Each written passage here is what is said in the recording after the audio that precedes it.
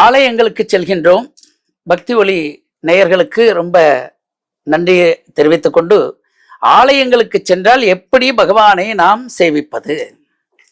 சில பேர் உள்ள அழிச்சுன்னு போய் சேவிக்கணும்னு நினைப்பாங்க. அவங்களுக்கு அந்த வாய்ப்பு கிடைக்காது. அப்ப வெளியில நின்று சேவிப்பாங்க. அப்போ உள்ள இருந்து சேவிக்கிறவங்க மட்டும் அந்த வாய்ப்பு கிடைக்கும், பெருமாள் அனுகிரகம் உண்டு. வெளியில சேவிக்கிறவங்களுக்கு அந்த வாய்ப்பு கிடைக்காதா அப்படிங்கிறதெல்லாம் ஒரு கொஸ்டின் இருந்துட்டே இருக்கு. இதுக்கெல்லாம் முத்தாய்ப்பு வாய்த்தா மாதிரி ஒரு பதில் என்னன்னா, உள்ள போய் நின்று சேவிக்கிறவங்களுக்கும் வைகுண்டம் கிடைக்காது. துவாரபாலகர்கிட்ட நின்று கருடன் சடையில் நின்று சேவிக்கிறவங்களுக்கும் வைகுண்டம் கிடைக்காது. ஏன்னா அவன் விருப்பப்பட்டால் தான் கிடைக்கும். அவன் விருப்பப்பட்டால் தான் கிடைக்கும். ரெண்டு இடத்துலயுமே எல்லாம் தெருவில் நின்று சேவிச்சுட்டு போறான் ஒருத்தன். அவன் தான் நம்பாடுவான். கார்த்திகை மாசத்தில் வரக்கூடிய சுக்லபக்ஷ ஏகாதசியில நம்பாடுவான் சரித்திரம் 4வது வர்ணத்தை சேர்ந்தவன். அவன் உள்ள வரல, யாரும் அனுமதிக்கல அந்த காலத்துல. அவன் கோபுர வாசல்ல கூட இல்ல, அந்த தெரு முனையில நின்று சேவிச்சுட்டு போனான். அந்த மாதிரி தெரு முனையில சேவிக்கக்கூடிய பக்தனுக்காகவே எம்பெருமான் அவன் இருக்கிற இடத்துக்கு பெருமாள் போனார். பக்தன் ஒரு அடி எடுத்து வைக்கிறான், தெய்வம் பல அடி அவனை நடந்து போறது. இதுதான் நம்பாடுவான் சரித்திரம். நம்ம போய் உள்ள போய் சேவிக்கலையே, பணம் கட்டினவாள் தான் அழிச்சும் போறா, நம்மளை ஒண்ணுமே பண்ணலையே, நம்ம இங்கேருந்து சேவிக்கிறோமே, டிஸ்டன்ஸ் இவ்வளவு தூரம் இருக்கு. டிஸ்டன்ஸே எம்பெருமானுக்கு கிடையாது. பக்தி ஒண்டித்தான் அவன் திருவுள்ளத்தில் இருக்க வாத்சல்யம். ஒரு கன்று ஒரு பசுவினிடத்தில் எவ்வளவு அந்யோன்யமா இருக்கிறதோ, அந்த கன்றுவினிடத்தில் அந்த பசு எப்படி இருக்கோ அதே மாதிரி பகவான் நம்மள்ட்ட இருக்கான். அந்த கன்றை காப்பாத்துறதுக்கு அந்த பசுவானது நக்கி கொடுக்கறது. 2 கொம்பை வச்சுட்டு யார் எல்லாம் தீய வருதோ அதை தடுக்கிறதுக்கு அந்த 2 கொம்பை பயன்படுத்தி அந்த பசுவை காக்கிறது, பால் கொடுக்கறது. இதைத்தான் பகவான் வாத்சல்யமா நம்மள்ட்ட செஞ்சுட்டு இருக்கான். நம்மை அவன் காப்பாத்துகிறான்.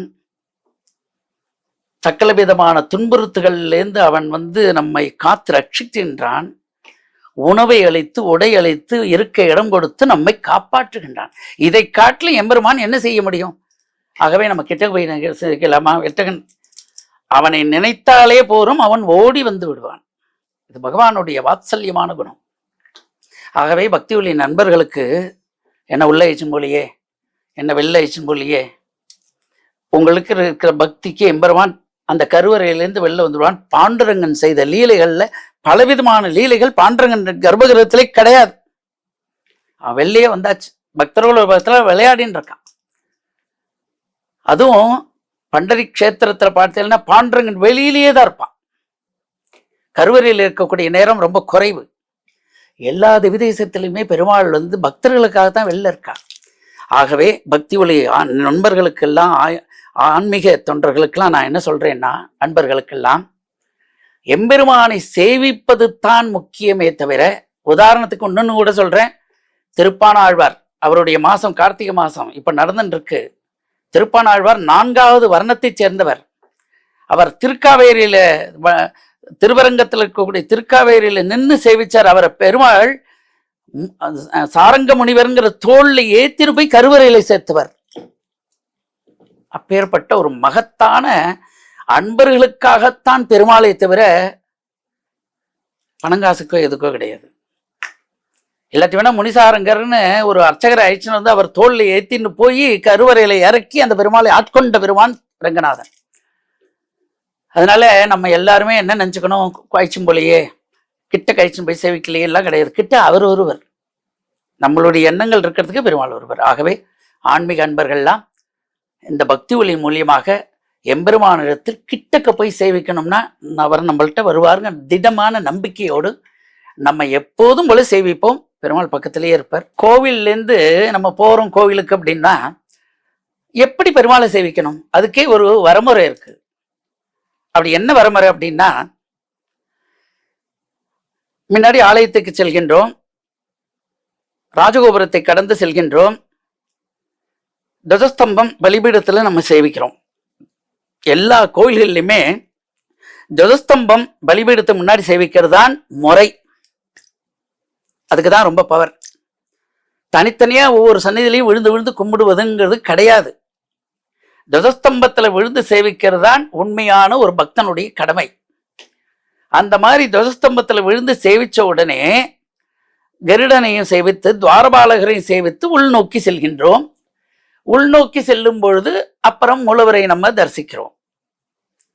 இப்போ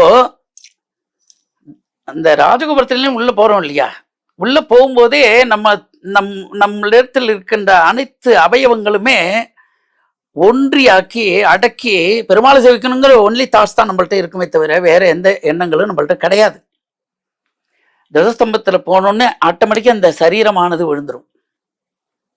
உங்களால தடுத்தே நிறுத்த முடியாது. நீங்க உள்ள போனோடனே ஆட்டோமேட்டிக்கா விழுந்துரும். சேவிச்சிடணும்.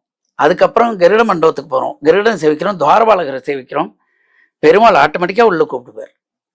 அப்ப எங்க நின்று சேவிச்சான்னா, ஆலயத்திற்குள் சென்றாலே எந்த இடத்திலையும் போய் சேவிக்கக்கூடிய ஒரு பெரிய வைப்ரேஷன் இருக்கு. விழுந்து சேவிக்கிறது அப்படின்னா துவஜஸ்தம்பம் மட்டும்தான். அந்த இடத்துல மட்டும்தான் நமக்கு அவ்வளவு வைப்ரேஷன்.